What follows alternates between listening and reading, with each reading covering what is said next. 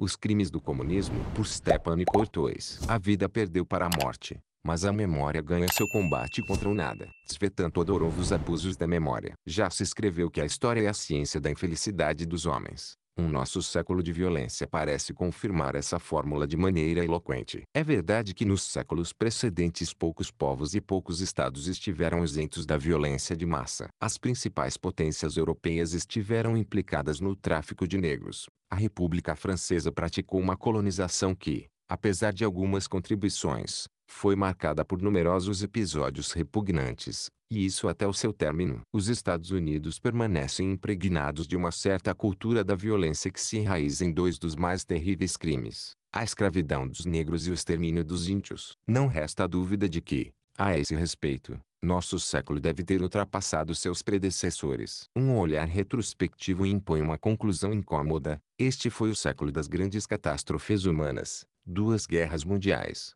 o nazismo, sem falar das tragédias mais circunscritas, como as da Armênia, Biafra, Ruanda e outros países. Com efeito, o Império Otomano entregou-se ao genocídio dos armênios, e a Alemanha ao dos judeus e dos ciganos. A Itália de Mussolini massacrou os etíopes. Os tchecos têm dificuldades em admitir que seu comportamento em relação aos alemães dos Sudetos, em 1945 a 1946, não esteve acima de qualquer suspeita. A própria Suíça é hoje alcançada por seu passado como o país que gerenciava o ouro roubado pelos nazistas dos judeus exterminados, apesar desse comportamento não ser em nenhuma medida tão atroz quanto o do genocídio. O comunismo insere-se nessa faixa de tempo histórico transbordante de tragédias, chegando mesmo a constituir um de seus momentos mais intensos e mais significativos. O comunismo, um dos fenômenos mais importantes deste curto século XX que começa em 1914 e termina em Moscou em 1991, encontra-se no centro desse quadro. Um comunismo que preexistia ao fascismo e ao nazismo, e que sobreviveu a eles, atingindo os quatro grandes continentes. O que designamos precisamente com a denominação comunismo? Raymond Queneau, Une Histoire Modèle, Gallimard, 1979, página 9. 5. Devemos, desde já, introduzir uma distinção entre a doutrina e a prática. Como filosofia política, o comunismo existe há séculos, e quem sabe, há milênios. Pois não foi Platão quem, em A República, fundou a ideia de uma cidade ideal na qual os homens não seriam corrompidos pelo dinheiro e pelo poder, na qual a sabedoria, a razão e a justiça comandariam. Não foi um pensador e estadista tão eminente quanto Sir Thomas More, chanceler da Inglaterra em 1530, autor da famosa Utopia e morto sob o machado do carrasco de Henrique VIII, um outro precursor da ideia dessa cidade ideal. O método utópico parece perfeitamente legítimo como instrumento crítico da sociedade. Ele participa do debate das ideias,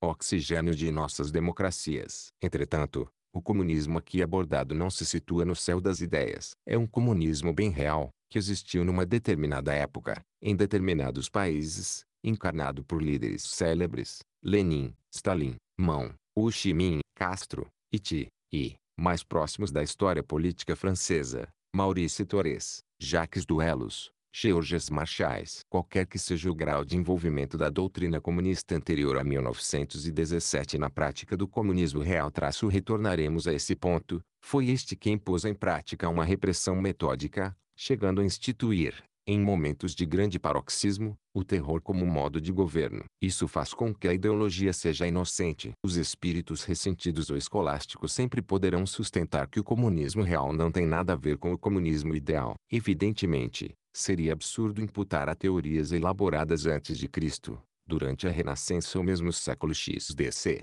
eventos que surgiram no decorrer do século XX. Entretanto, como escreve Ignazio Silone, na verdade, as revoluções são como as árvores, elas são reconhecidas através de seus frutos. Não foi sem razão que os social-democratas russos, conhecidos como bolcheviques, decidiram, em novembro de 1917, chamar a si próprios de comunistas. Tampouco foi por acaso que erigiram junto ao Kremlin um monumento em glória daqueles que eles consideravam seus precursores, Muriel Campanella. Excedendo os crimes individuais, os massacres pontuais, circunstanciais, os regimes comunistas erigiram, para assegurar o poder, o crime de massa como verdadeiro sistema de governo. É certo que no fim de um período de tempo variável, alguns anos no leste europeu ou várias décadas na URSS ou na China, o terror perdeu seu vigor. Os regimes estabilizaram-se na gestão da repressão cotidiana, censurando todos os meios de comunicação, controlando as fronteiras,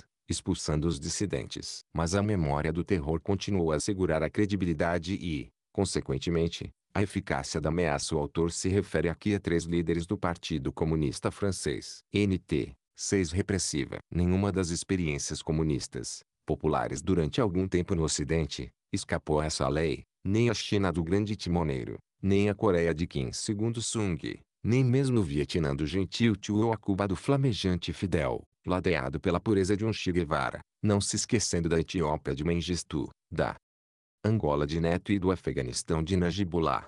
Ora, os crimes do comunismo não foram submetidos a uma avaliação legítima e normal, tanto do ponto de vista histórico quanto do ponto de vista moral. Sem dúvida, trata-se aqui de uma das primeiras vezes que se tenta uma aproximação do comunismo, perguntando-se sobre esta dimensão criminosa como uma questão ao mesmo tempo global e central. Poderão retorquir-nos que a maioria dos crimes respondia a uma legalidade, ela própria sustentada por instituições pertencentes aos regimes vigentes, reconhecidos no plano internacional e cujos chefes eram recebidos com grande pompa por nossos próprios dirigentes. Mas não ocorreu o mesmo com o nazismo. Os crimes que expomos neste livro não se definem em relação à jurisdição dos regimes comunistas, mas ao código não escrito dos direitos naturais da humanidade. A história dos regimes e dos partidos comunistas, de sua política, de suas relações com as sociedades nacionais e com a comunidade internacional não se resume a essa dimensão criminosa, ou mesmo a uma dimensão de terror e de repressão. Na URSS e nas democracias populares depois da morte de Stalin,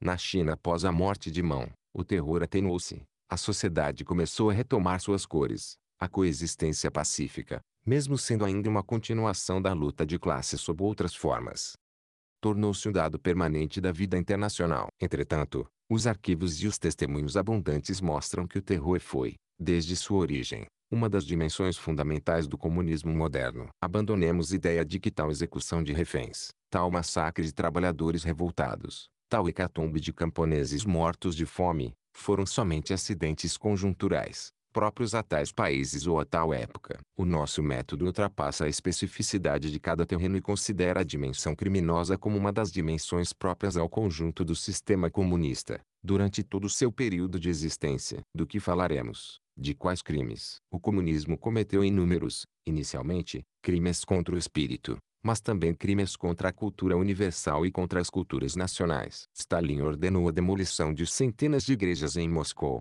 Ceausescu destruiu o coração histórico de Bucareste para construir edifícios e traçar perspectivas megalomaníacas. Pol Pot fez com que fosse desmontada pedra por pedra a Catedral de Phnom Penh e abandonou Sete a selva aos templos de Angkor. Durante a Revolução Cultural Maoísta, tesouros inestimáveis foram quebrados ou queimados pelas guardas vermelhas. Entretanto, por mais graves que tenham sido essas destruições, a longo prazo, para as nações envolvidas e para a humanidade inteira, em que medida elas pesam em face do assassinato em massa de pessoas, de homens, de mulheres, de crianças? Portanto, consideramos apenas os crimes contra as pessoas, os que constituem a essência do fenômeno do terror. Esses respondem a uma nomenclatura comum, mesmo que tal prática seja mais acentuada neste ou naquele regime: execução por meios diversos, fuzilamento, enforcamento, afogamento, espancamento e, em alguns casos, gás de combate, veneno ou acidente de automóvel,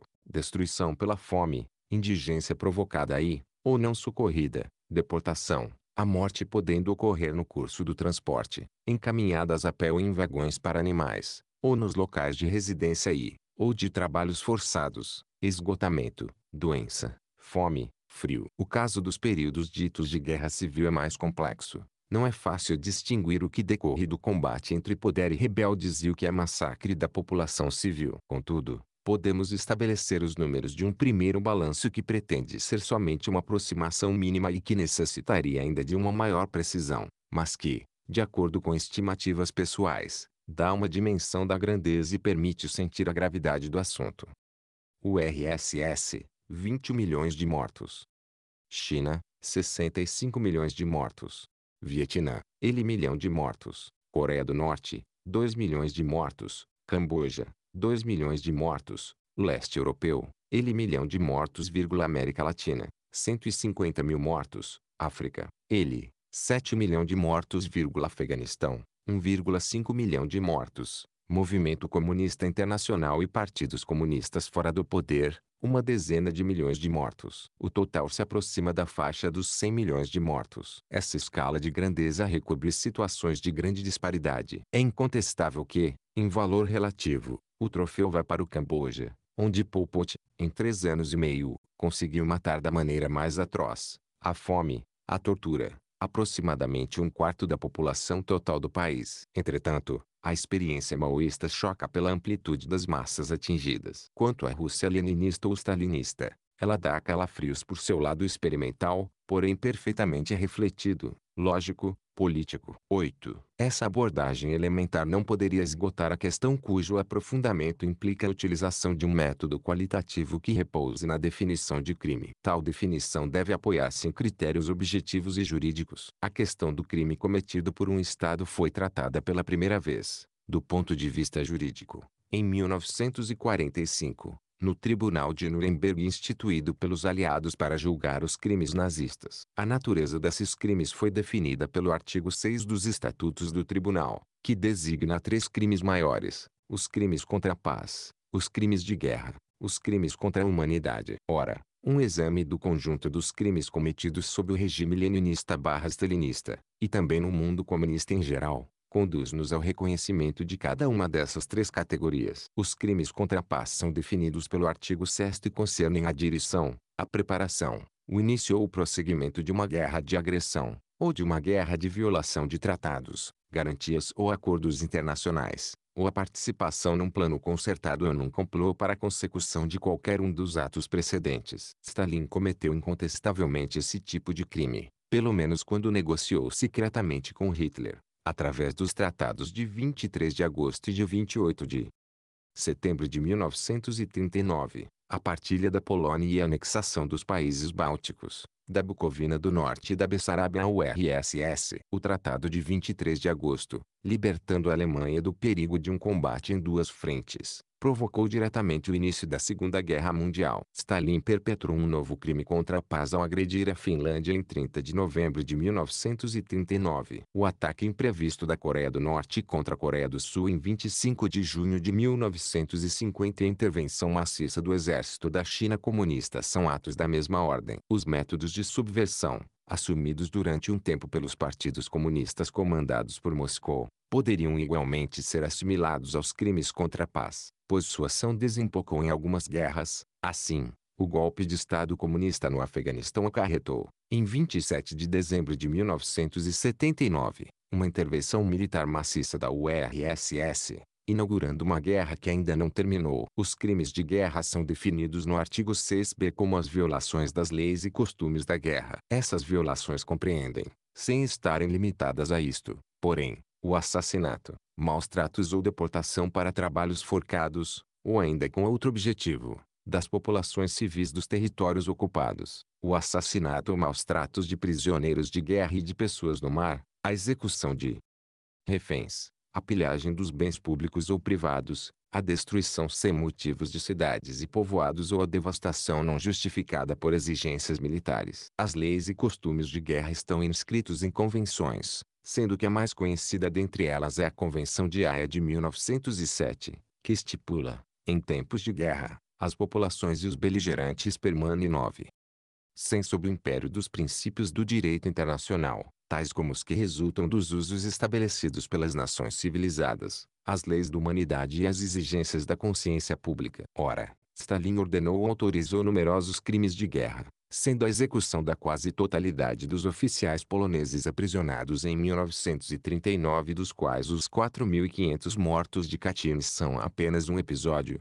o crime mais espetacular. Mas outros crimes de amplitude ainda maior passaram despercebidos, como o assassinato ou a morte no Gulag de centenas de milhares de militares alemães aprisionados entre 1943 e 1945. A isto acrescentam-se os estupros em massa de mulheres alemãs pelos soldados do Exército Vermelho na Alemanha ocupada, sem falar da pilhagem sistemática de todo o parque industrial dos países ocupados pelo Exército Vermelho. Incorrem no mesmo artigo 6b o aprisionamento, o fuzilamento ou a deportação das resistências organizadas que combatiam abertamente o poder comunista, por exemplo, Os militares das organizações polonesas de resistência antinazista, POL, AK, os membros das organizações de partidários bálticos e ucranianos armados, as resistências afegãs, etc. A expressão crimes contra a humanidade apareceu pela primeira vez em 18 de maio de 1915, numa declaração da França, da Inglaterra e da Rússia contra a Turquia,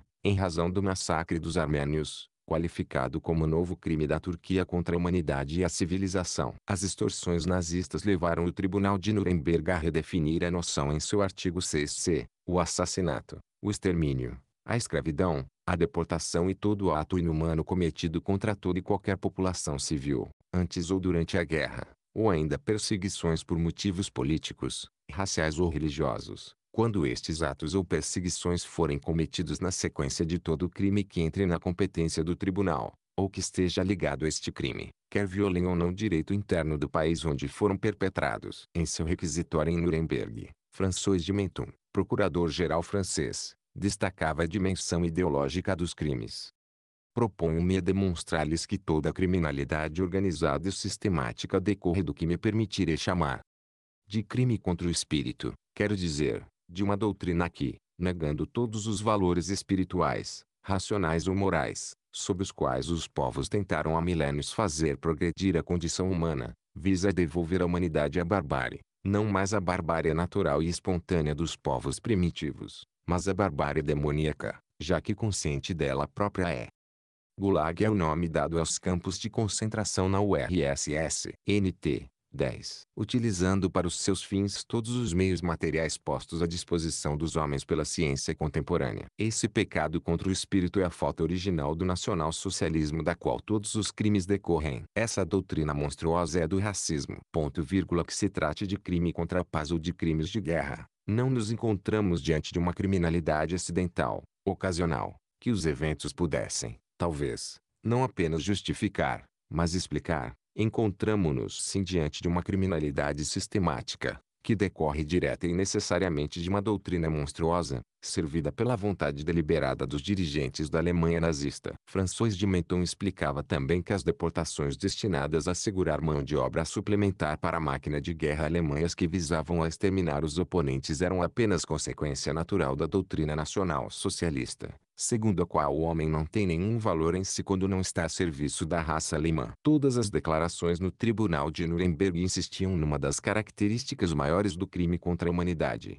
o fato de que a potência do Estado esteja a serviço de políticas e de práticas criminosas. Porém, a competência do tribunal estava limitada aos crimes cometidos durante a Segunda Guerra Mundial. Era então indispensável ampliar a noção jurídica a situações não implicadas nessa guerra. O novo Código Penal francês, adotado em 23 de julho de 1992, define assim o crime contra a humanidade, a deportação, a escravidão, ou a prática maciça e sistemática de execuções sumárias, de sequestro de pessoas seguido de sua desaparição, da tortura ou de atos inumanos, inspirados por motivos políticos, filosóficos, raciais ou religiosos, e organizados em execução de um plano concertado que atinge um grupo de população civil. Grifo nosso. Ora, todas essas definições, em particular a recente definição francesa, aplicam-se a numerosos crimes cometidos no período de Lenin, e sobretudo no de Stalin, e também por todos os países de regime comunista,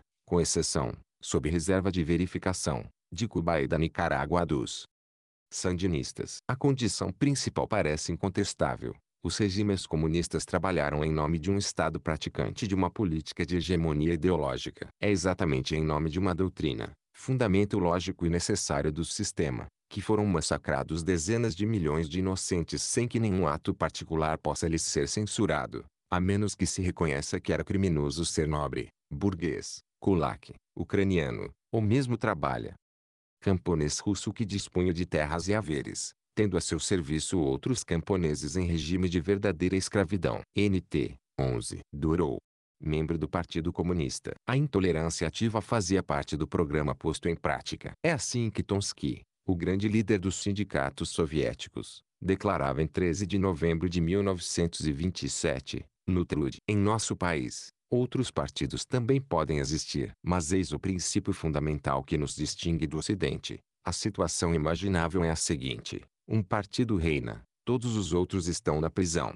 2. A noção de crime contra a humanidade é complexa e recobre crimes designados formalmente. Um dos mais específicos é o genocídio. Após o genocídio dos judeus pelos nazistas, e a fim de tornar mais preciso o artigo 6c do Tribunal de Nuremberg, a noção foi definida por uma Convenção das Nações Unidas, de 9 de dezembro de 1948. O genocídio é compreendido como um dos atos infracitados, cometidos na intenção de destruir, tudo ou em parte, um grupo nacional, étnico, racial ou religioso. Como tal, a. Mortes de membros do grupo. B. Atentado grave à integridade física ou mental de membros do grupo. C. Submissão intencional do grupo às condições de existência que acarretem sua destruição física, total ou parcial. D. Medidas que visem a impedir nascimentos no seio do grupo. E. Transferências forçadas de crianças do grupo a um outro grupo. O novo Código Penal francês dá ao genocídio uma definição ainda mais ampla. O fato, a execução de um plano concertado que tenda à destruição total ou parcial de um grupo nacional, étnico, racial ou religioso, ou de um grupo determinado a partir de qualquer outro critério arbitrário. Grifo nosso. Essa definição jurídica não contradiz a abordagem mais filosófica de André Frossard, para quem há crime contra a humanidade quando se mata alguém sob o pretexto de que ele nasceu. 3. Em seu curto e magnífico relato intitulado Touchpasse, Vassili Grossman diz a respeito de Ivan Grigorievich, seu herói oriundo do campo: ele permaneceu o que ele era em seu nascimento, um homem. 4. É precisamente esse o motivo de ele sucumbir ao golpe do terror. A definição francesa permite sublinhar que o genocídio não é sempre do mesmo tipo, racial, como no caso dos judeus, e que também pode visar grupos sociais. Em um livro publicado em Berlim, em 1924, intitulado La Terreur rouge en Russie, o historiador e socialista russo Sergei Melgunov cita Latsis, um dos primeiros chefes da Tcheca, a polícia política soviética, que, em 19 de novembro de 1918, deu as seguintes diretivas a seus esbirros: nós não fazemos uma guerra específica contra as pessoas. Nós exterminamos a burguesia enquanto classe. Não procurem, na investigação, documentos e provas do que citado por Costas Papaioannou, Les Marxistes, Jalot, 1965. Le Crime contre l'Humanité, Robert Lafonte, 1987. 4. Touchpasse, Juliar Lage de 1984. 12. O acusado fez, em atos ou palavras, contra a autoridade soviética. A primeira questão que vocês devem colocar-lhe é a que classe ele pertence, qual é sua origem, sua educação, sua instrução, sua profissão. Desde o início, Lenin e seus camaradas se situaram no contexto de uma guerra de classes sem perdão, na qual o adversário político, ideológico, ou mesmo a população recalcitrante eram considerados, e tratados, como inimigos e deveriam ser exterminados. Os bolcheviques decidiram eliminar legalmente, mas também fisicamente, toda a oposição ou toda a resistência e mesmo a mais passiva, ao seu poder hegemônico, não somente quando esta era formada por grupos de adversários políticos, mas também por grupos sociais propriamente ditos, tais como a nobreza, a burguesia, a inteligentsia, a igreja, etc., e também as categorias profissionais, os oficiais, os policiais, conferindo, por vezes, uma dimensão de genocídio a esses atos. Desde 1920, a descossaquização corresponde abertamente à definição de genocídio, o conjunto de uma população com implantação territorial fortemente determinada, os cossacos, era exterminado, os homens fuzilados, as mulheres, as crianças e os idosos deportados, os povoados destruídos ou entregues a novos habitantes não cossacos. Lenin assimilava os cossacos à Vendéia, durante a Revolução Francesa, e desejava aplicar-lhes o tratamento que Gracchus-Babelv, o inventor do comunismo moderno, qualificava como populicídio. 6. A desculaquização de 1930 a 1932 não foi senão a retomada, em grande escala, da descossaquização, com a novidade de a operação ser reivindicada por Stalin, para quem a palavra de ordem oficial, alardeada pela propaganda do regime, era exterminar os kulaks enquanto classe. Os kulaks que resistiam à coletivização eram fuzilados, os outros eram deportados junto com suas mulheres, crianças e os idosos. De fato, eles não foram todos diretamente exterminados, mas o trabalho forçado ao qual foram submetidos, nas zonas não desbravadas da Sibéria ou do Grande Norte, deixou-lhes pouca chance de sobrevivência. Várias centenas de milhares deixaram ali suas vidas, mas o número exato de vítimas permanece desconhecido. Quanto à Grande Fome Ucraniana de 1932 a 1933, relacionada à resistência das populações rurais à coletivização forçada, ela em poucos meses provocou a morte de 6 milhões de pessoas. Aqui, o genocídio da classe junta-se ao genocídio da raça. Matar de fome uma criança ucraniana deliberadamente coagida à indigência pelo regime stalinista valeu matar de fome uma criança judia do gueto de 5. Jacques Banach, La Terreur sous Lénine, Le Sagittaire, 1975, páginas 75. Guerras de Vendée ou Vendéa, insurreição contra-revolucionária provocada em 1793, entre os camponeses da Bretanha, Poitou e Anjou, pela constituição civil do clero e o recrutamento em massa. NT 6 Gracchus Babelve, La Guerre de Vendée et le Système de Dépopulation, Talandier, 1987. 13. Varsóvia coagida à indigência pelo regime nazista. Essa constatação de modo algum repõe em causa a singularidade de Auschwitz, a mobilização dos mais modernos recursos técnicos e a implantação de um verdadeiro processo industrial, a construção de uma usina de extermínio, o uso de gases, a cremação. Mas destaca uma particularidade de muitos regimes comunistas: a utilização sistemática da arma da fome. O regime tende a controlar a totalidade do estoque de comida disponível e, por um sistema de racionamento por vezes bastante sofisticado, só o distribui em função do mérito e do demérito de uns e de outros. Este procedimento pode mesmo provocar gigantescas situações de indigência. Lembremos-nos de que, no período posterior a 1918, somente os países comunistas conheceram essa grande fome que levou à morte de centenas de milhares, ou quem sabe até de milhões de pessoas. Ainda nesta última década, dois países da África que se dizem marxistas-leninistas, Etiópia e Moçambique, sofreram dessas indigências assassinas. Um primeiro balanço global desses crimes pode ser esboçado.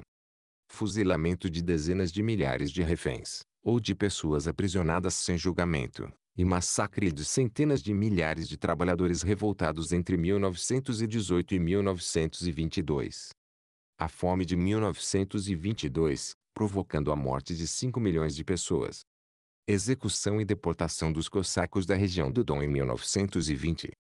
Assassinato de dezenas de milhares de pessoas em campos de concentração entre 1919 e 1930. Execução de cerca de 690 mil pessoas por ocasião do Grande Expurgo de 1937 e 1938. Deportação de 2 milhões de kulaks, ou supostos kulaks, em 1930 a 1932. Destruição por fome provocada e não socorrida de 6 milhões de ucranianos em 1932 a 1933. Deportação de centenas de milhares de poloneses, ucranianos, bálticos, moldávos e bessarábios em 1939 a 1941, e posteriormente em 1944 a 1945.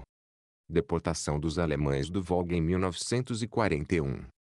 Deportação abandono dos tártaros da Crimeia em 1943. Deportação abandono dos chechenos em 1944. Deportação abandono dos inguxes em 1944. Deportação abandono das populações urbanas do Camboja entre 1975 e 1978. Lenta destruição dos tibetanos pelos chineses, desde 1950. Etc. Não terminaríamos nunca de enumerar os crimes do leninismo e do stalinismo, com frequência reproduzidos de modo quase idêntico pelos regimes de Mao Zedong, Kim segundo Sung, Pol Pot. 14. Permanece uma difícil questão epistemológica. O historiador está apto a usar, em sua caracterização e em sua interpretação, fatos ou noções tais como crime contra a humanidade ou genocídio, relativos, como vimos acima, ao domínio jurídico. Não seriam essas noções demasiado dependentes de imperativos conjunturais? A condenação do nazismo em Nuremberg traço para serem integradas a uma reflexão histórica que vise estabelecer uma análise pertinente a médio prazo. Por outro lado,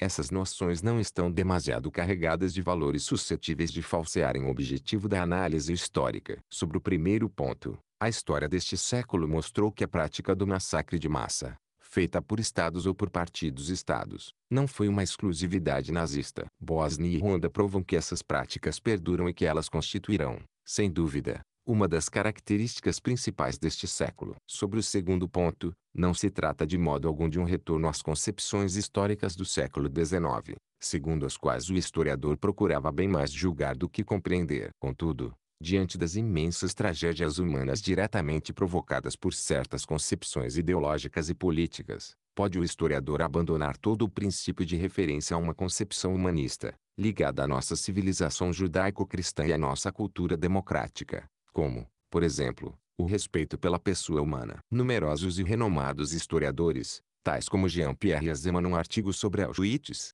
ou Pierre Vidal-Naquet com respeito ao processo de Tolvier, 8 não hesitam em utilizar a expressão crime contra a humanidade para qualificar os crimes nazistas. Parece-nos, então, que não é ilegítimo utilizar essas noções para caracterizar alguns dos crimes cometidos pelos regimes comunistas. Além da questão da responsabilidade direta dos comunistas no poder, coloca-se a questão da cumplicidade. O Código Criminal canadense, modificado em 1987, considera, em seu artigo 7, 3.77, que as infrações de crime contra a humanidade incluem as infrações de tentativa, cumplicidade, conselho, ajuda e encorajamento onde cumplicidade de fato são também assimilados aos crimes contra a humanidade. Artigo 7, 3.76. A tentativa, o complô, a cumplicidade após o fato, o conselho, ajuda ou encorajamento a respeito desse fato grifo nosso. Ora, dos anos 20 aos anos 50, os comunistas do mundo J. P. Azema, F. B. Derrida, Dictio Minore des Honneurs de Tormente, Flammarion, 1995, página 777. Réflexion sur le génocide, La Découverte, 1995, página 268. P. Vidal-Naquet escreve, aliás, falamos de Katyn e do massacre, em 1940, dos oficiais poloneses prisioneiros dos soviéticos. Katyn entra perfeitamente na definição de Nuremberg. Denis Szabo, Alain Joffé, La répression des crimes contre l'humanité et des crimes du genre au Canada, em Marie Colin, Le crime contre un apóstrofo humanité, Heres, 1996, página 65, 15. Inteiro e várias outras pessoas aplaudiram com entusiasmo a política de Lenin e, em seguida, a de Stalin. Centenas de milhares de homens engajaram-se nas fileiras da Internacional Comunista e nas seções locais do Partido Mundial da Revolução. Nos anos 50 a 70, outras centenas de milhares de homens veneraram o grande timoneiro da Revolução Chinesa e cantaram os grandes méritos do grande salto adiante da Revolução Cultural. Já em nosso meio, muita gente se felicitou quando Pol Pot tomou o poder. 10 Alguns responderão que não sabiam. É verdade que nem sempre foi fácil saber, já que os regimes comunistas fizeram do segredo uma das estratégias de defesa privilegiadas. Mas, frequentemente, essa ignorância era tão somente resultado de uma cegueira devido à crença militante. E, desde os anos 40 e 50, muitos fatos eram conhecidos e incontestáveis. Ora, se vários desses bajuladores abandonaram seus ídolos de ontem, foi com silêncio e discrição. Mas o que pensar do profundo amoralismo que há em abandonar um engajamento público no maior dos segredos, sem tirar dele qualquer lição? Em 1969, um dos pioneiros no estudo do terror comunista, Robert Conquest, escreveu: o fato de tantas pessoas engolirem efetivamente o grande expurgo foi, sem dúvida, um dos fatores que tornaram possível qualquer expurgo. Os processos, principalmente, teriam tido muito pouco interesse se não tivessem sido validados por certos comentadores estrangeiros, ou seja, independentes. Estes últimos devem, pelo menos em parte, arcar com a responsabilidade de uma certa cumplicidade para com essas mortes políticas, ou, em todo caso, para com o fato de que elas vieram a se repetir quando a primeira operação, o processo Zinoviev de 1936, foi beneficiada com um crédito injustificado. 11. Se atribuímos, através desse parâmetro, uma cumplicidade moral e intelectual a um certo número de não-comunistas, o que dizer da cumplicidade dos comunistas? E não nos lembramos de ver Louis Aragon arrepender-se publicamente por ter, num poema de 1931, evocado a vontade da criação de uma polícia política comunista na França. 12. Mesmo que, algumas vezes, ele tenha criticado o período stalinista. José P. Berger, antigo membro do Comintern, ele próprio expurgado e conhecedor dos campos, cita a carta recebida de uma antiga deportada do Gulag, mas que permaneceu membro do partido após ter retornado dos campos de concentração. Os comunistas de minha geração aceitaram a autoridade de Stalin. Eles aprovaram seus crimes. Isso vale não somente para os comuns. Ver a este respeito a análise de Jean Eldard, Le Ministère de la Vérité, Histoire d'un génocide C.D.E. Dans le journal, Humanité, Le Seuil, 1984. 11. La Grande Purge, Prelvis, fevereiro a março de 1969. 12. Ver Louis Aragon, Prélude ao Temps des Cerises.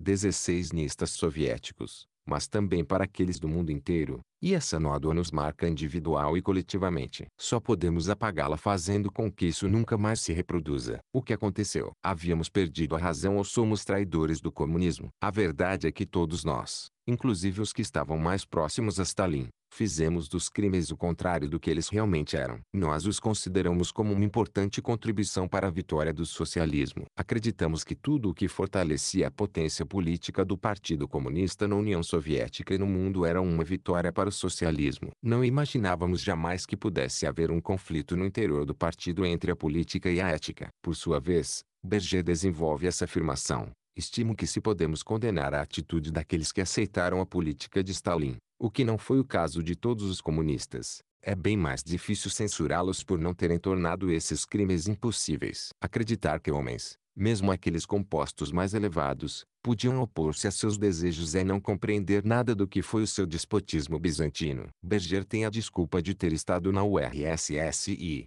portanto, de ter sido tragado pela máquina infernal, sem poder escapar dela. Mas e os comunistas da Europa Ocidental que não sofriam nenhum constrangimento direto do NKVD, que cegueira fez com que continuassem fazendo apologia do sistema e de seu chefe? Seria preciso que a poção mágica que os mantinha em submissão fosse potente. Em sua notável obra sobre a Revolução Russa, La Tragédie Soviétique Martin Malia traz um pouco de luz ao assunto falando desse paradoxo, um grande ideal que levou a um grande crime.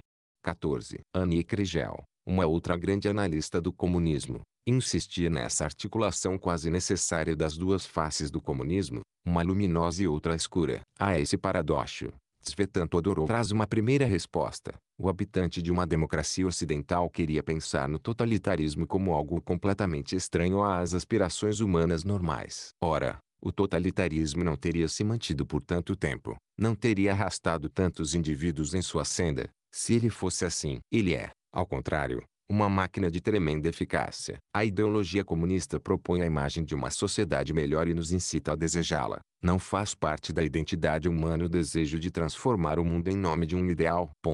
Além do mais, a sociedade como 13 Joseph Berger, Le Naufrage du Génération, de Noël, Lettres Nouvelles, 1974. Página 255. Sigla das palavras russas que significam Comissariado do Povo para os Negócios Interiores, organismo criado em 1934 após a dissolução da GPU. Polícia Política Soviética de 1922 a 1934. NT, Mlezewil, 1995, página 15. 17. Nista priva o indivíduo de suas responsabilidades. São sempre eles quem decidem. Ora, a responsabilidade é frequentemente um fardo pesado a ser carregado.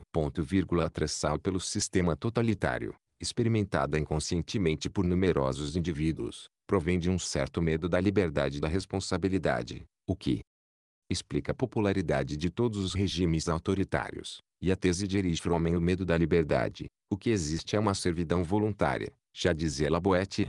1. A cumplicidade daqueles que enveredaram na servidão voluntária não foi, e continua não sendo, abstrata e teórica. O simples fato de aceitar ou assumir uma propaganda destinada a esconder a verdade demonstrava e continua demonstrando uma cumplicidade ativa. Pois tornar público é o único meio, ainda que não seja sempre eficaz, como acaba de mostrar a tragédia de Ruanda, de lutar contra os crimes de massa cometidos em segredo, protegidos dos olhares indiscretos. A análise dessa realidade central do fenômeno comunista no poder, ditadura e terror, não é simples. Jean Ellenstein definiu o fenômeno stalinista como uma mistura de tirania grega e despotismo oriental. A fórmula é sedutora, mas não dá conta do caráter moderno dessa experiência, de seu alcance totalitário. distinto das formas anteriormente conhecidas de ditadura. Um rápido sobrevoo comparativo permitirá uma melhor compreensão. Poder-se-á inicialmente evocar a tradição russa da opressão. Os bolcheviques combatiam o regime terrorista do czar, que, entretanto, empalidece diante dos horrores do bolchevismo no poder. O czar denunciava os prisioneiros políticos diante de uma verdadeira justiça. A defesa podia exprimir-se tanto quanto ou ainda mais do que a acusação e tomar o testemunho de uma opinião pública nacional inexistente no regime comunista e, sobretudo, de uma opinião pública internacional. Os prisioneiros e os condenados se beneficiavam de uma regulamentação nas prisões, e o regime de desterro, ou mesmo de deportação, era relativamente leve. Os deportados podiam partir com suas famílias, ler e escrever o que quisessem, caçar, pescar e se encontrarem, nos momentos de lazer, com seus companheiros de infortúnio. Lenin e Stalin puderam experimentar essa situação pessoalmente. Mesmo as recordações da Casa dos Mortos, de Dostoiévski, que tanto chocaram a opinião pública na época de sua publicação, parecem anódinas em face dos horrores do comunismo. Seguramente, houve, na Rússia dos anos 1880 a 1914, tumultos populares e insurreições duramente reprimidos por um sistema político arcaico. Porém, de 1825 a 1917, o número total de pessoas condenadas ao Tsvetantodorov Paisé, Leceuil, 1996, página 36.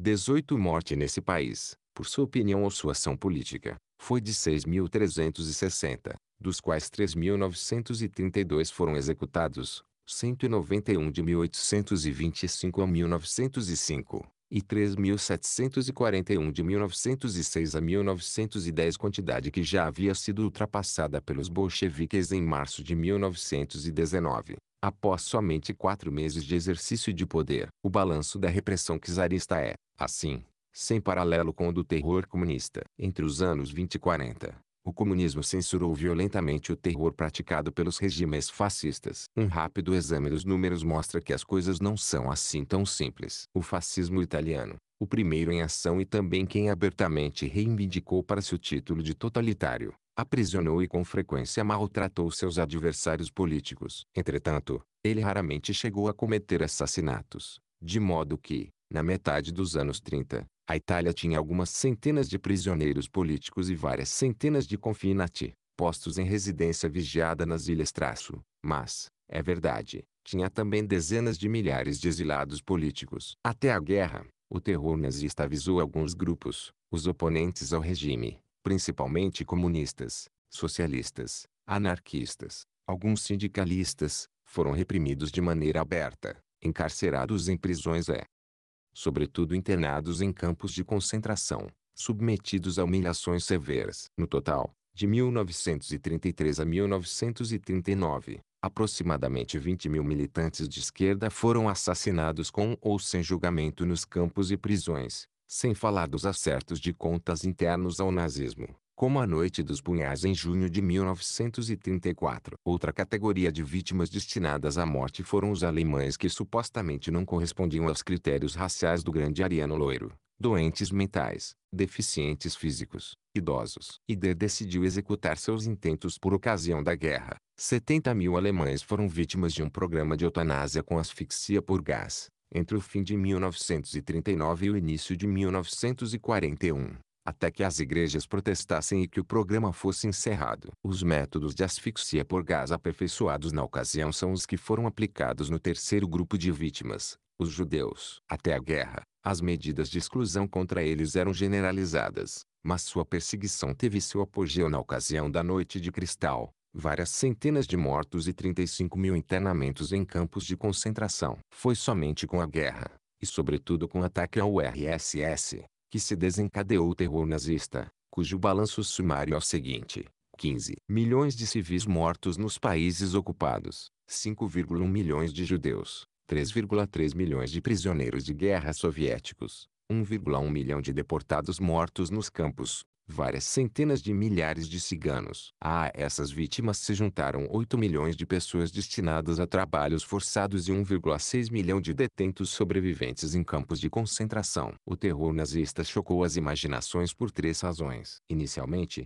19. Por ter atingido diretamente os europeus. Por outro lado, Uma vez vencidos os nazistas, e com seus principais dirigentes julgados em Nuremberg, seus crimes foram oficialmente designados e condenados como tais. Enfim, a revelação do genocídio dos judeus foi um choque por seu caráter de aparência irracional, sua dimensão racista, o radicalismo do crime. Nosso propósito aqui não é o de estabelecer uma macabra aritmética comparativa qualquer, uma contabilidade duplicada do horror, uma hierarquia da crueldade. Entretanto, os fatos são tenazes e mostram que os regimes comunistas cometeram crimes concernentes a aproximadamente 100 milhões de pessoas, contra 25 milhões de pessoas atingidos pelo nazismo. Essa simples constatação deve, pelo menos, provocar uma reflexão comparativa sobre a semelhança entre o regime que foi considerado, a partir de 1945, como o regime mais criminoso do século, e um sistema comunista que conservou, até 1991,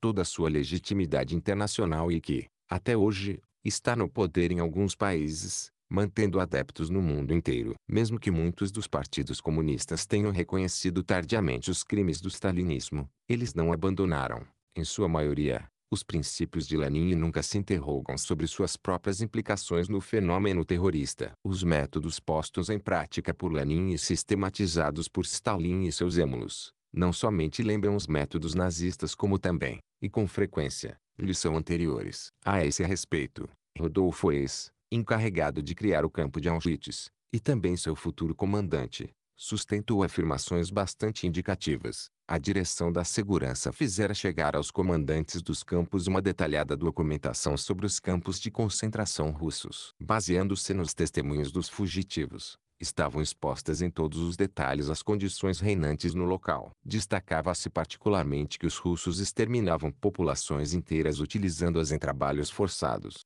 16. Porém, se é fato que a intensidade e as técnicas da violência de massa foram inauguradas pelos comunistas e que os nazistas tenham se inspirado nelas, isto não implica, a nosso ver, que se possa estabelecer uma relação direta de causa e efeito entre a tomada do poder pelos bolcheviques e a emergência do nazismo. Desde o fim dos anos 20, a GPU, o novo nome da Tcheca, inaugurou o método das cotas. Cada região e cada distrito deviam deportar ou fuzilar uma determinada percentagem de pessoas pertencentes às camadas sociais inimigas. Essas percentagens eram definidas centralmente pela direção do partido. A loucura planificadora e a mania estatística não diziam respeito somente à economia, elas também se aplicavam ao domínio do terror. Desde 16 Lei Comandante Auschwitz-Pauli, Ladeco Verti, 1995, página 224. 20. 1920. Com a vitória do Exército Vermelho sobre o Exército Branco, no Crimeia,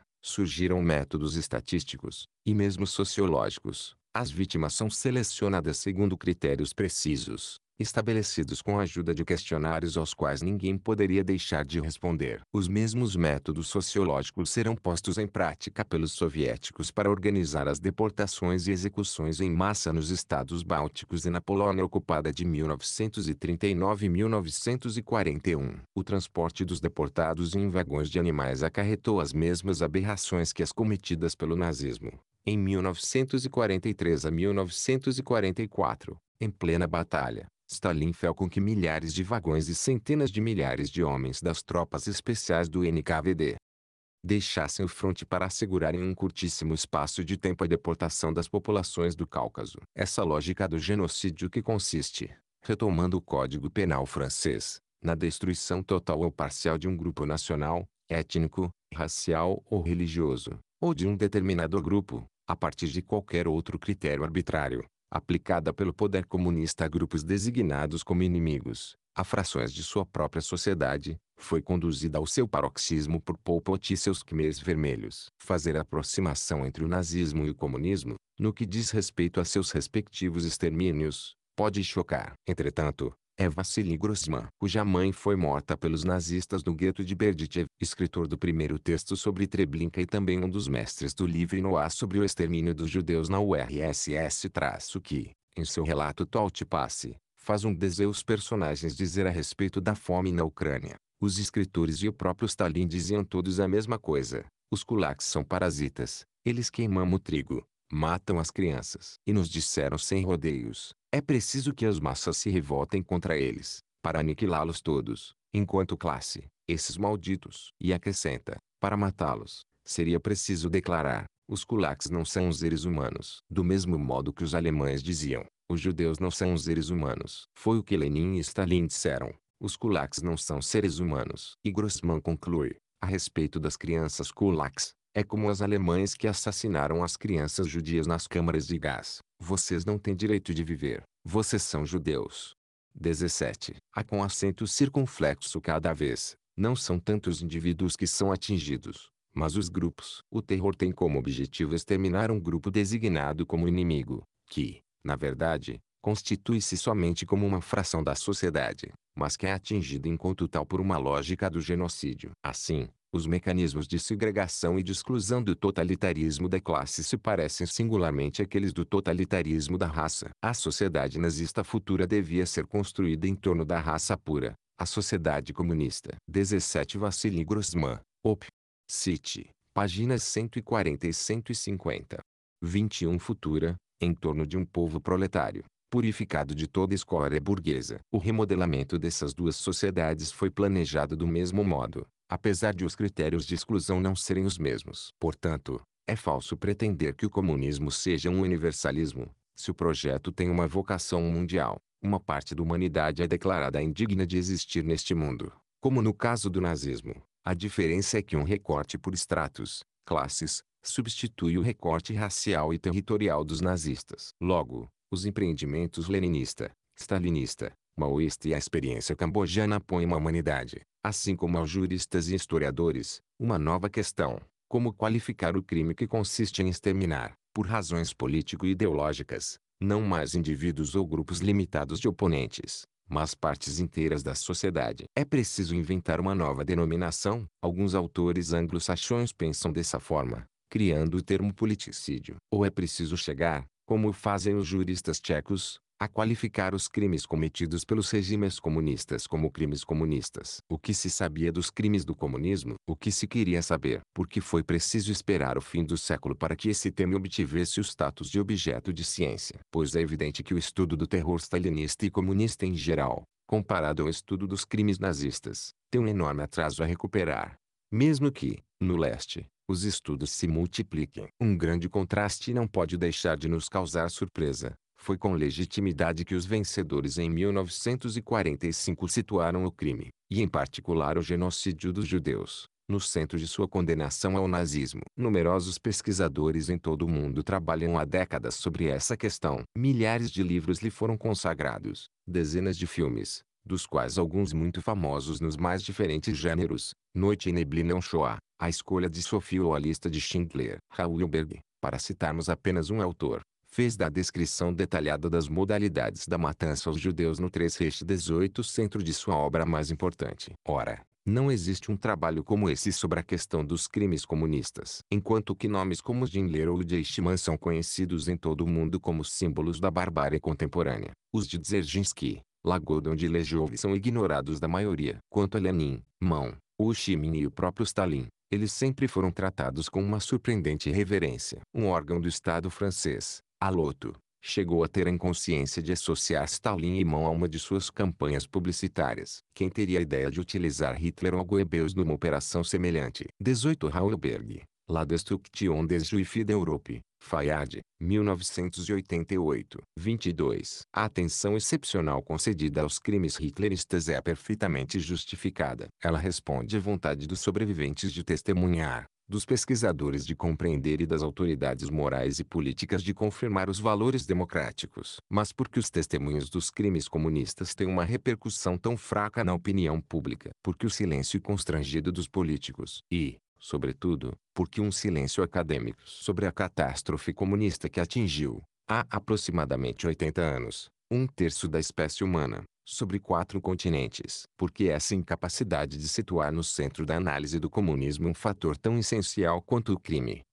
de massa, o crime sistemático, o crime contra a humanidade. Estamos diante de uma impossibilidade de compreensão. Não se trata, antes, de uma recusa deliberada de saber, de um medo de compreender. As razões dessa ocultação são múltiplas e complexas. Inicialmente, Estava em jogo a vontade clássica e constante dos carrascos de apagar as marcas de seus crimes e de justificar o que eles não podiam esconder. O relatório secreto de Khrushchev, 1956, que se constituiu como o primeiro reconhecimento dos crimes comunistas pelos próprios dirigentes comunistas, é também o relato de um carrasco que vai procurar mascarar e encobrir seus próprios crimes como chefe do Partido Comunista Ucraniano no auge do terror, atribuindo-os somente a Stalin e valendo-se do fato de que obedecia a ordens, ocultar a maior parte do crime. Ele fala somente das vítimas comunistas, bem menos numerosas do que todas as outras, atenuar o significado desses crimes. Ele os qualifica como abusos cometidos pelo regime stalinista, e, enfim, justificar a continuidade do sistema com os mesmos princípios, as mesmas estruturas e os mesmos homens. Khrushchev nos dá um testemunho franco, relacionando as oposições com as quais ele se chocou ao preparar o relatório secreto, particularmente no que diz respeito ao homem de confiança de Stalin. Kaganovich era de tal modo um adulador, que ele teria cortado a garganta de seu pai se Stalin assim ordenasse com uma piscada de olhos, dizendo-lhe que era no interesse da causa, a causa stalinista, é claro, ele argumentava contra mim por causa do medo egoísta de perder o pescoço. Ele obedecia ao desejo impaciente de fugir a toda responsabilidade. Se havia crimes, Kaganovich queria somente uma coisa: estar certo de que suas marcas foram apagadas. Um circunflexo, o fechamento absoluto dos arquivos dos países comunistas, o controle total da imprensa, da mídia e de todas as saídas para o exterior, a propaganda do sucesso do regime. Toda essa máquina de ocultar informações visava, em primeiro lugar, impedir que viesse à luz a verdade sobre os crimes. Nikita Khrushchev, Souvenirs, Robert Lafonte, 1971, página 330.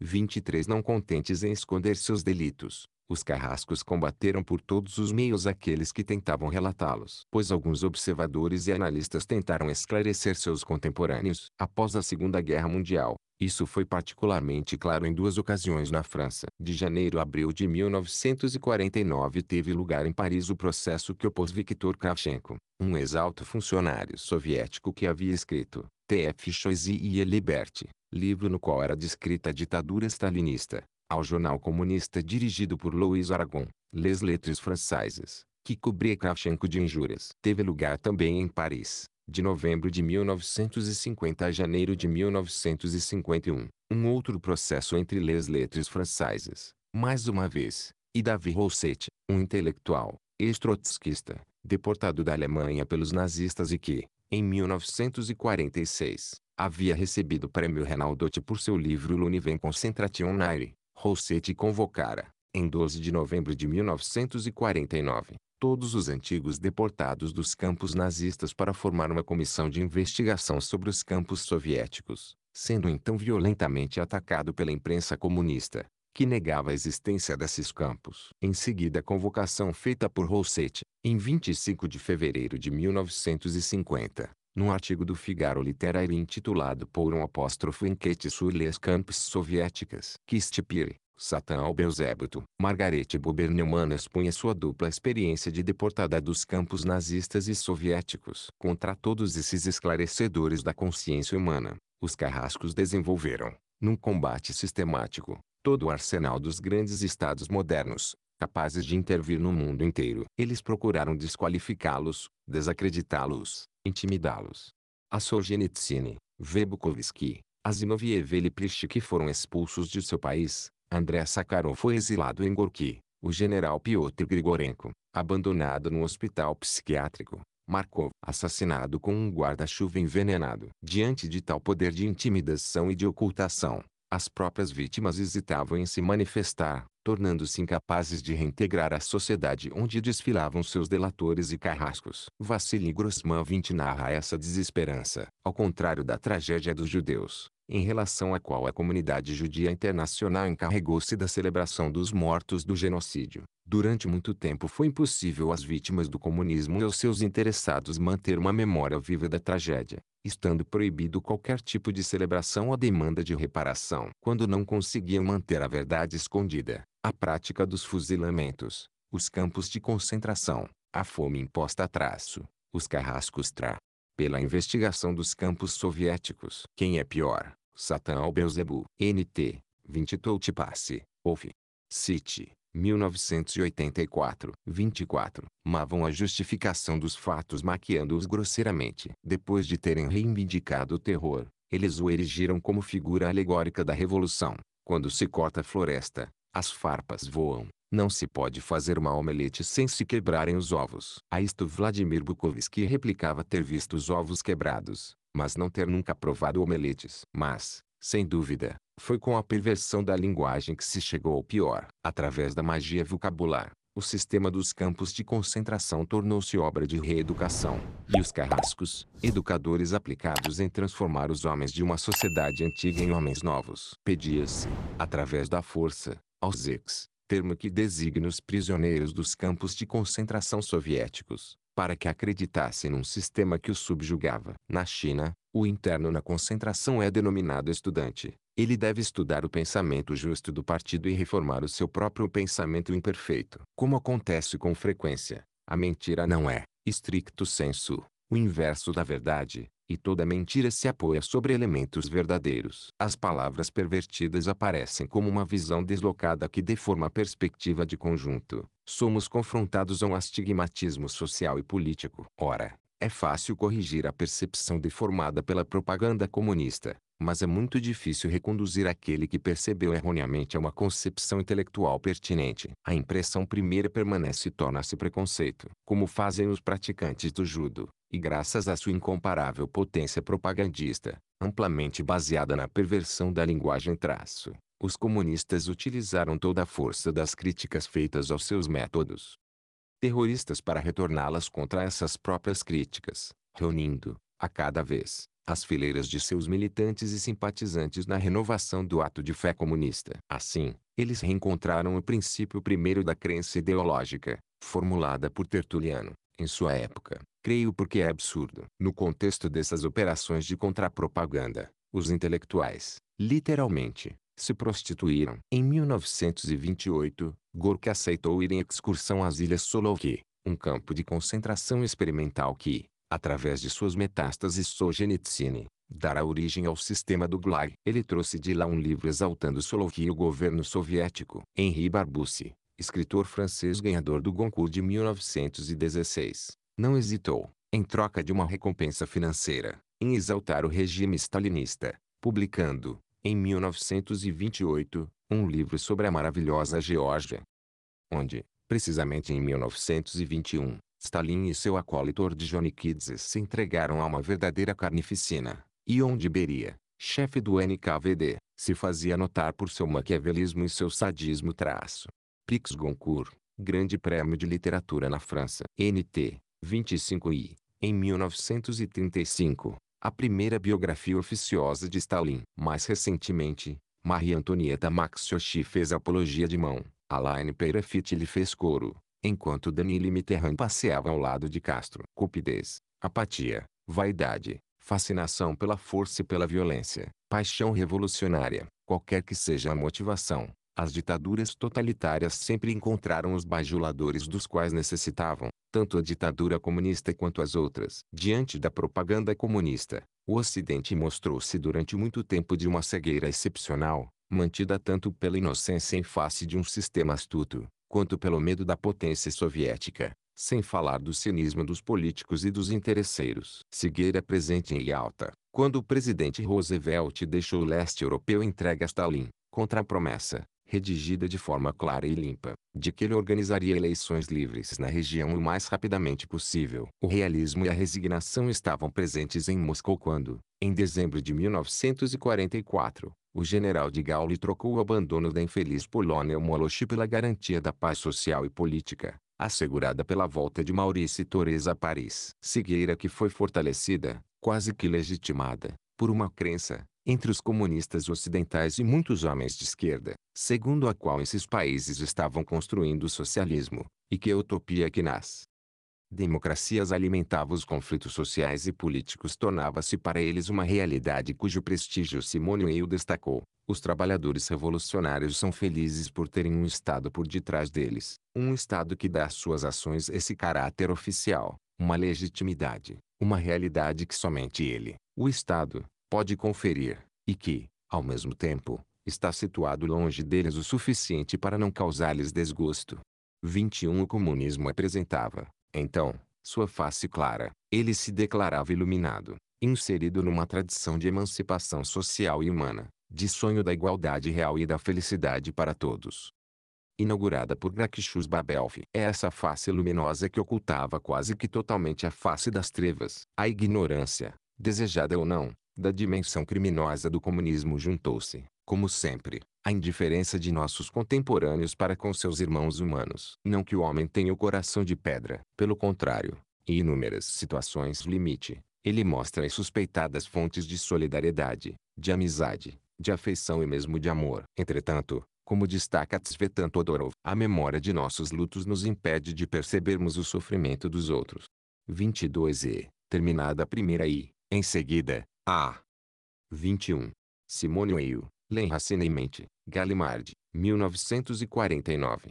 22 Tsvetan Todorov, La morale de um apóstrofo historien, Coloque Lhomme, Yalong, Les Camps, Parisive Sorbonne, maio de 1997. 26. Segunda Guerra Mundial. Que povo europeu ou asiático não estava ocupado em curar as chagas de inúmeros lutos? As dificuldades encontradas na própria Franca no afrontamento dos anos sombrios são suficientemente eloquentes. A história traça ou melhor, a não história, da ocupação continua a envenenar a consciência francesa. Acontece o mesmo, talvez com menos intensidade, com a história dos períodos nazi na Alemanha, fascista na Itália, franquista na Espanha, da Guerra Civil na Grécia, etc. Neste século de ferro e sangue, cada um esteve demasiadamente ocupado com suas próprias mazelas para poder compadecer-se das dos outros. A ocultação da dimensão criminosa do comunismo remete, porém, a três razões específicas. A primeira refere-se ao apego à própria ideia da revolução. Ainda hoje, o luto dessa ideia,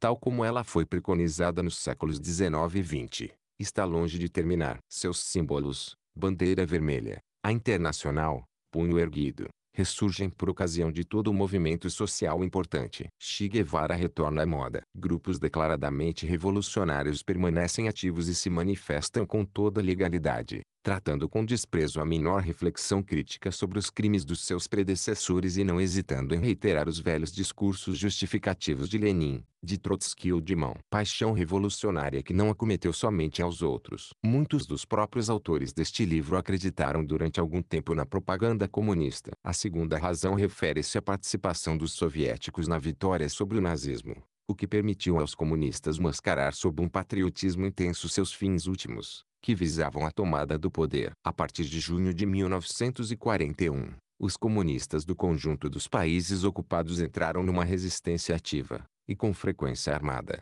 à ocupação nazista ou italiana. Do mesmo modo que os demais resistentes aos regimes de sujeição, eles tiveram de pagar o imposto da repressão, com milhares de fuzilados, massacrados, deportados. Eles se serviram desses mártires para sacralizar a causa do comunismo e proibir toda a crítica a seu respeito. Além disso, no curso dos combates da resistência, muitos dos não comunistas estabeleceram laços de solidariedade, de combate, de sangue com comunistas, o que impediu que muitos olhos se abrissem. Na França, a atitude dos gaulistas foi com frequência comandada por essa memória comum e encorajada pela política do general de Gaulle que utilizava o contrapeso soviético diante dos americanos. 23.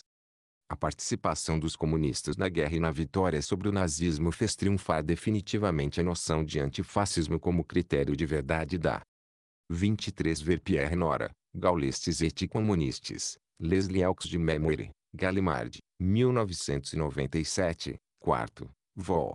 2. 27. Esquerda, e, certamente, os comunistas se colocaram como os melhores representantes e os melhores defensores desse antifascismo. O antifascismo tornou-se um rótulo definitivo para o comunismo, sendo fácil, em nome do antifascismo, silenciar os recalcitrantes. François Furet escreveu páginas esclarecedoras sobre esse assunto crucial. Com o nazismo vencido, designado pelos aliados como o mal absoluto, o comunismo saltou quase que mecanicamente para o campo do bem. O que ocorreu, evidentemente, na ocasião do processo de Nuremberg, quando os soviéticos estiveram sentados no banco da acusação. Assim, episódios embaraçosos para os valores democráticos foram escamoteados, tais como os pactos germano-soviéticos de 1939 ou o massacre de Katyn. A vitória sobre o nazismo deveria supostamente fornecer a prova da superioridade do sistema comunista. Na Europa libertada pelos anglo-americanos, ela teve, sobretudo,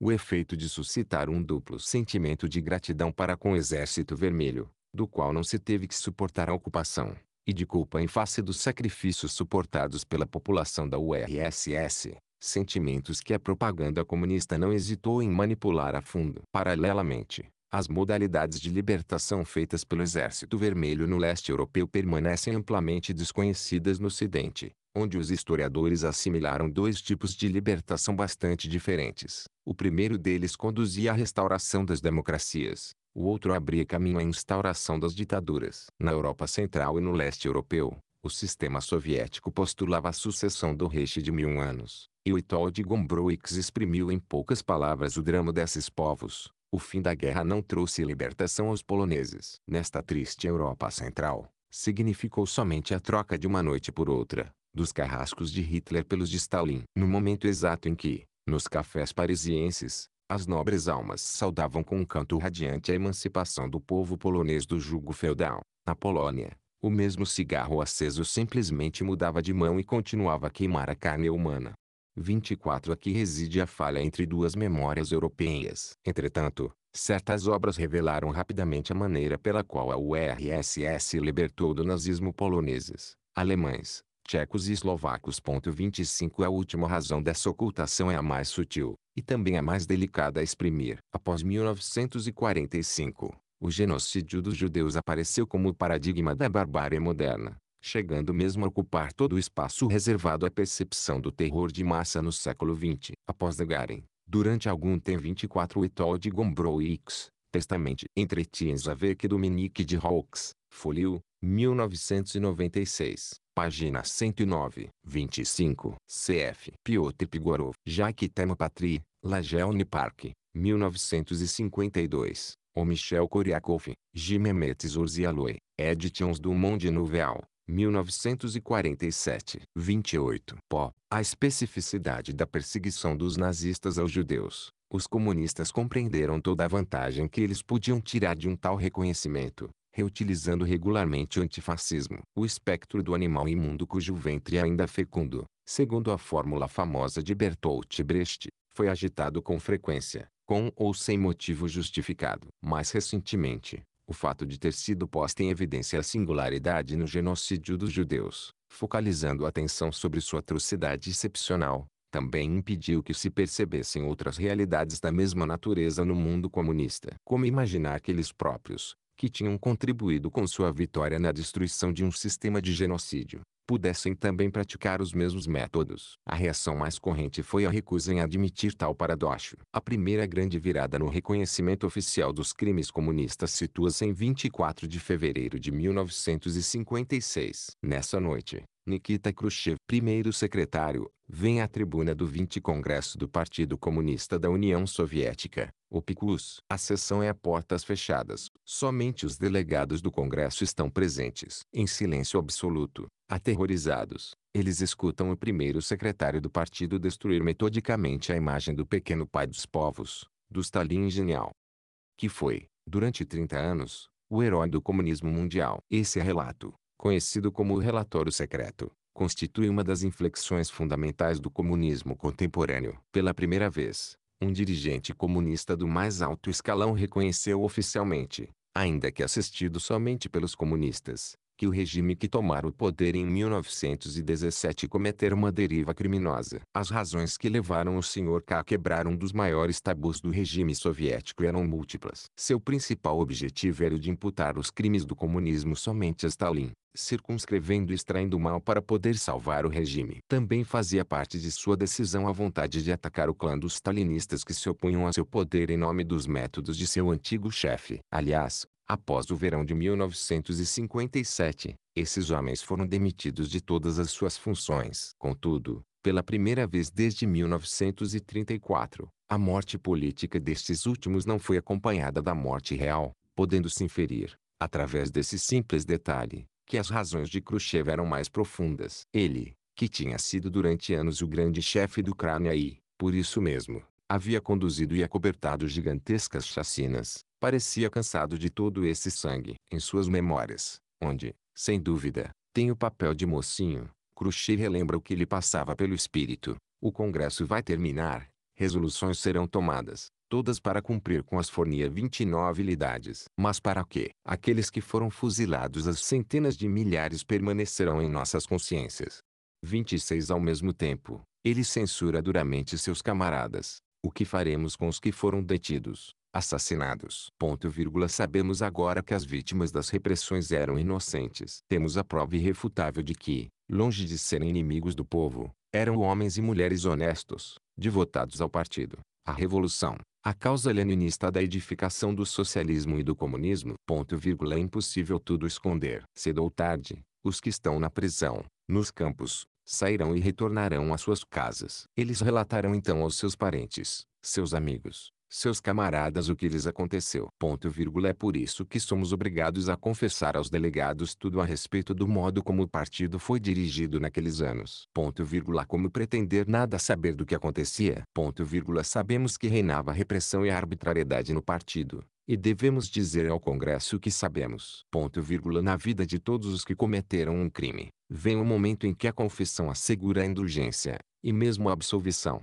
27. Em alguns dos homens que haviam participado diretamente dos crimes perpetrados pelo regime stalinista, e que, em sua maioria, deviam sua promoção ao extermínio de seus predecessores na função, emergia um certo tipo de remorso, um remorso constrangido, é claro, um remorso interesseiro, um remorso político, mas, ainda assim, um remorso. Efetivamente, era preciso que alguém terminasse com o massacre. Khrushchev teve essa coragem, mesmo não tendo hesitado, em 1956, em enviar uma frota de tanques soviéticos a Budapeste. Em 1961, na ocasião do 22 Congresso do PICUS, Khrushchev evocou não somente as vítimas comunistas, mas também todo o conjunto das vítimas de Stalin, chegando a propor que fosse erigido um monumento em memória delas. Sem dúvida, ele havia transposto o limite invisível além do qual o próprio princípio do regime estava posto em causa. O monopólio do poder absoluto reservado ao Partido Comunista. O monumento jamais veio à luz. Em 1962, o primeiro secretário autorizou a publicação de Unijournal de Ivan Denisovich, de Alexander Solzhenitsyn. Em 24 de outubro de 1964, Khrushchev foi brutalmente demitido de todas as suas funções, mas ele tampouco foi assassinado, morrendo no anonimato em 1971. Todos os analistas reconhecem a importância decisiva do relatório secreto que provocou a ruptura fundamental na trajetória do comunismo no século XX. François Furet, que justamente acabava de deixar o partido como o Nikita Khrushchev. Op. Cite, página 329. 27 Nikita Khrushchev. Op. Cite, páginas 331 a 2. 30. Nista francesa em 1954. Escreve a este respeito: ora, eis que o relatório secreto de fevereiro de 1956 transtorna de uma só vez, assim que ele veio a público, o estatuto da ideia comunista no universo. A voz que denuncia os crimes de Stalin não vem mais do Ocidente, mas de Moscou, e do Santo dos Santos de Moscou, o Kremlin. Não se trata mais de um comunista infringindo seu exílio, mas do primeiro dos comunistas no mundo, o chefe do Partido Comunista da União Soviética. Então, em lugar de ser alvo das suspeitas que acometem os discursos dos ex-comunistas, esta voz está investida da autoridade suprema outorgada pelo sistema ao seu chefe. O extraordinário poder do relatório secreto sobre as consciências vem do fato de ele não ter contraditores. 28 Desde o começo, o evento era tão paradoxal, que numerosos contemporâneos haviam prevenido os bolcheviques contra os perigos de seus procedimentos. Desde 1917 a 1918 batiam-se no próprio interior do movimento socialista os que acreditavam no grande clarão do leste e os que criticavam sem remissão os bolcheviques. A disputa recaía essencialmente sobre o método de Lenin: violência, crimes, terror. Enquanto que, dos anos 20 aos anos 50, o lado sombrio da experiência bolchevique foi denunciado por numerosas testemunhas, vítimas, observadores qualificados, e também por incontáveis artigos e obras. Foi preciso esperar que os próprios comunistas no poder reconhecessem essa realidade, ainda que de modo limitado, para que uma fração cada vez maior da opinião pública pudesse tomar conhecimento do drama. Reconhecimento enviesado, já que o relatório secreto abordava somente a questão das vítimas comunistas. Ainda assim, um reconhecimento que trazia a primeira confirmação de testemunhos e estudos anteriores, e que corroborava o que muitos desconfiavam há bastante tempo. O comunismo havia provocado na Rússia uma imensa tragédia. Os dirigentes de muitos dos partidos irmãos não se persuadiram, de imediato, de que era preciso que se engajassem no caminho das revelações. Ao lado do precursor Khrushchev, eles pareciam um tanto retardados. Foi necessário esperar 1979 para que o Partido Comunista Chinês distinguisse na política de mão grandes méritos, até 1957, e grandes erros em seguida. Os vietnamitas somente abordam essa questão à luz da condenação do genocídio perpetrado por Pol Pot. Quanto a Castro, ele nega as atrocidades cometidas sob sua égide. Até então, a denúncia dos crimes comunistas vinha somente da parte dos seus inimigos, dos dissidentes trotskistas ou dos anarquistas, e ela não tinha sido particularmente eficaz. A vontade de testemunhar era tão forte nos 28 François Furet, Le Passé d'une illusion, Essai sur l'idée communiste et au 20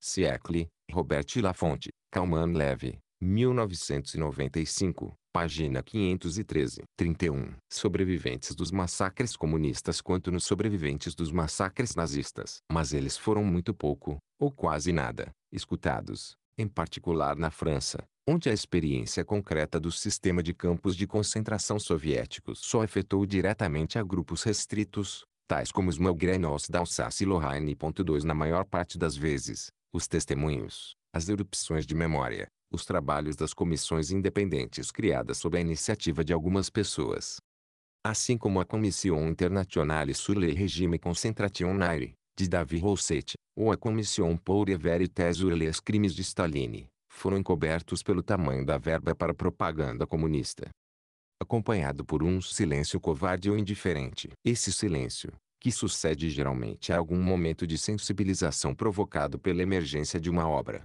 O Archipel do Gulag, de Solzhenitsyn ou de um testemunho mais incontestável do que outros Les Récits de Colima, de Varian Chalamov, 3 graus ou Utopia Meutrieri, de Piatai 13, mostra uma resistência própria aos vários e diferentes segmentos das sociedades ocidentais no que diz respeito ao fenômeno comunista. Eles se recusam, até o momento, a encarar a realidade. O sistema comunista comporta, ainda que em graus diversos, uma dimensão fundamentalmente criminosa. Com esta recusa, as sociedades participaram da mentira, no sentido iludido por Nietzsche, recusar-se a ver algo que se vê, recusar-se a ver algo como se vê. A despeito de todas essas dificuldades na abordagem da questão, vários observadores tentaram a empreitada. Dos anos 20 aos anos 50, na falta de dados mais confiáveis, cuidadosamente dissimulados pelo regime soviético, a pesquisa repousava essencialmente sobre os testemunhos dos desertores, suscetíveis de estarem imbuídos de um espírito vingativo,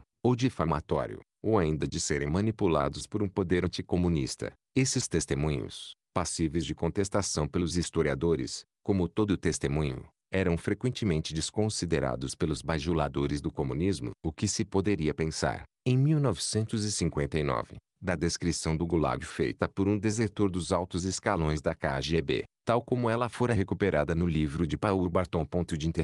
32 E o que pensar de Paul Barton, ele próprio um exilado tcheco, cujo verdadeiro 29. CF Pierre Rigolot, Les Français au Gulag, Fayard, 1984, e, sobretudo, Jacques Rossi, Le Gulag de Azé, Le Cherche Midi, 1997, respectivamente. Comissão Internacional sobre os Regimes dos Campos de Concentração e Comissão pela Verdade sobre os Crimes de Stalin. NT, 30. Varian Chalamov, Récits de Colima, F. Maspero, 1980. Rede, Ladeco Verti, Fayard, 1986. 3. Piatai, Utopia Meutrieri, Robert Laffont, 1980. 32. Paul Barton, Institution Concentrationnaire em Rússia, 1930-1957. Plon, 1959. 32. Runomia Giriveltuski, um dos organizadores da insurreição antinazista de 1945 em Praga, obrigado a fugir de seu país em 1948. Ora, a confrontação com os arquivos doravante abertos mostra que essa informação era perfeitamente confiável. Nos anos 70 e 80,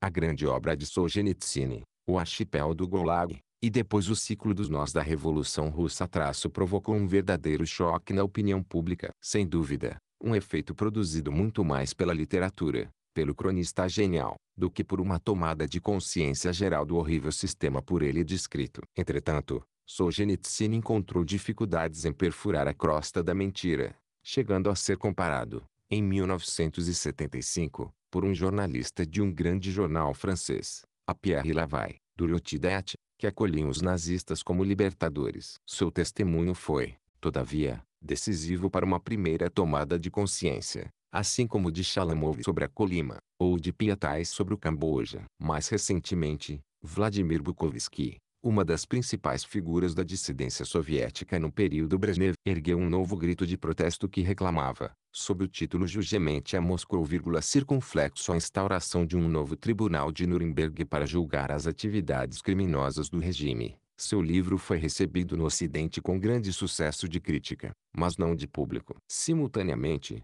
vemos as publicações que tentam a reabilitação de Stalin 35 florescerem. Que motivação pode encorajar, neste fim de século XX, a exploração de um domínio tão trágico, tão tenebroso, tão polêmico? Hoje, não somente os arquivos confirmam a exatidão desses testemunhos, como também permitem ir muito mais adiante. Os arquivos internos do sistema de repressão da ex-União Soviética, das ex-democracias populares e do Camboja evidenciam uma realidade aterradora: o caráter maciço e sistemático do terror, que, em vários casos, conduziu ao crime contra a humanidade. Chegou o momento de abordar de maneira científica, documentada por fatos incontestáveis, e livre das implicações político-ideológicas que a sobrecarregavam, a questão recorrente que todos os observadores se puseram: que lugar ocupa o crime no sistema comunista? Nessa perspectiva, qual pode ser a nossa contribuição específica? Procuramos utilizar procedimentos que respondam, em primeiro lugar, a um dever para com a história. Nenhum tema é tabu para o historiador. E Exempli Bernard Chapuis, Le Monde, 3 de julho de 1975. Vladimir Bukovsky,GFJFF a Moscou, Robert Laffont, 1995. Ver, por exemplo, o livro de Ludo Martens, Um Altre Regarazo Stalin, EPO, 1994,350 páginas, vendido na Cidade dos Livros da Festa da Humanidade 1997. Já num estilo um pouco menos hagiográfico, Lili Marco publicou Stalin, Vie Privée, Kalman Levy, 1996. 33. Cações e pressões de todo tipo, políticas, ideológicas, pessoais, não devem impedi-lo de seguir o caminho do conhecimento, da exumação e da interpretação dos fatos, sobretudo quando estes estiveram por um longo tempo voluntariamente enterrados no segredo dos arquivos e das consciências. Ora, a história do terror comunista constitui-se como um dos maiores panos de fundo da história europeia, sustentando com firmeza os dois extremos da grande questão historiográfica do totalitarismo. Este último teve uma versão hitlerista como também as versões leninista e stalinista, não sendo mais aceitável elaborar uma história hemiplégica, que ignore a vertente comunista. Do mesmo modo, a posição defensiva que consiste em reduzir a história do comunismo unicamente à sua dimensão nacional, social e cultural é insustentável. Sobretudo porque o fenômeno totalitário não se limitou à Europa e ao episódio soviético. Ela compreende também a China maoísta, a Coreia do Norte, o Camboja de Pol Pot. Cada comunismo nacional esteve ligado por algum tipo de cordão umbilical à matriz russa e soviética, o que também contribuiu para o progresso desse movimento mundial. A história com a qual nos confrontamos é a de um fenômeno que se desenvolveu em todo o mundo e que diz respeito a toda a humanidade. O segundo dever ao qual responde esta obra é o de um dever para com a memória, e uma obrigação moral a honrar a memória dos mortos, sobretudo quando são vítimas inocentes e anônimas do moloche conduzido por um poder absoluto que procurou, inclusive, apagar a sua própria lembrança. Após a queda do Muro de Berlim e o desmoronamento do centro do poder comunista em Moscou, a Europa, continente matricial das experiências trágicas do século XX, está prestes a recompor uma memória comum. Podemos, por nossa parte, dar a nossa contribuição. Os próprios autores deste livro são portadores dessa memória, um mais ligado à Europa Central devido à sua vida profissional, outro, às ideias e práticas revolucionárias, em seus engajamentos contemporâneos a 1968 ou mesmo mais recentes. Esse duplo dever, para com a memória e a história, inscreve-se nos mais diversos contextos. Para alguns, Ele se refere a países onde o comunismo praticamente nunca pesou, nem sobre a sociedade nem sobre o poder. Grã-Bretanha, Áustria, Bélgica, etc. Para outros, ele se manifesta em países em que o comunismo foi uma potência temida, como nos Estados Unidos após 1946, ou temerária, mesmo não tendo jamais chegado ao poder, como na França, Itália, Espanha, Grécia, Portugal. Do mesmo modo, ele se impõe com força nos países onde o comunismo perdeu o poder que detivera por várias décadas, leste europeu, Rússia. Por fim, sua pequena chama vacila em meio ao perigo nos lugares onde o comunismo ainda está no poder, China, Coreia do Norte, Cuba, Laos, Vietnã. 34. De acordo com essas situações, a atitude dos contemporâneos diante da história e da memória é distinta. Nos dois primeiros casos, eles se ligam a um procedimento relativamente simples de conhecimento e de reflexão. No terceiro caso, há um confronto com as necessidades da reconciliação nacional, havendo ou não o castigo dos carrascos. A esse respeito, a Alemanha reunificada oferece, sem dúvida, o exemplo mais surpreendente e milagroso. Basta considerar o exemplo do desastre da Jugoslávia. Mas a ex-Tchecoslováquia que se tornou República Tcheca e Eslováquia,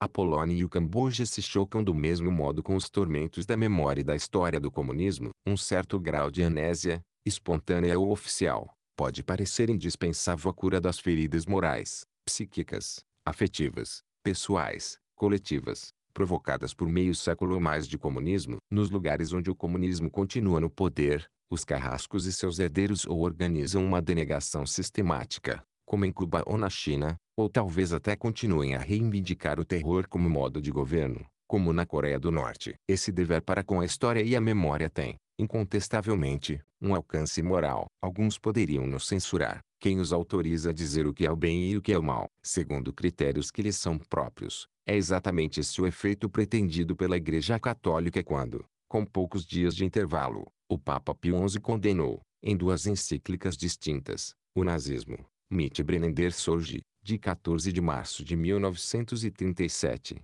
e o comunismo, Divini Redemptoris, de 19 de março de 1937. Esta última afirmava que Deus havia dotado o homem de prerrogativas, o direito à vida, à integridade do corpo e aos meios necessários à existência, o direito de se dirigir ao seu fim último na via traçada por Deus, o direito de associação, de propriedade e o direito de usufruir dessa propriedade. Mesmo que possamos denunciar uma certa hipocrisia da Igreja que calcionava o enriquecimento excessivo de uns através da exploração de outros, o seu apelo em favor da dignidade humana não é desprovido de importância. Já em 1931, na encíclica Quadragésimo Armo, Pio XI havia escrito: o comunismo tem em seu ensinamento e em sua ação um duplo objetivo, que são perseguidos não em segredo, ou por vias indiretas, mas abertamente, à luz do dia por todos os meios, mesmo os mais violentos, uma luta de classes implacável e a desaparição completa da propriedade privada. Na perseguição desse objetivo, não há nada que ele não ouse,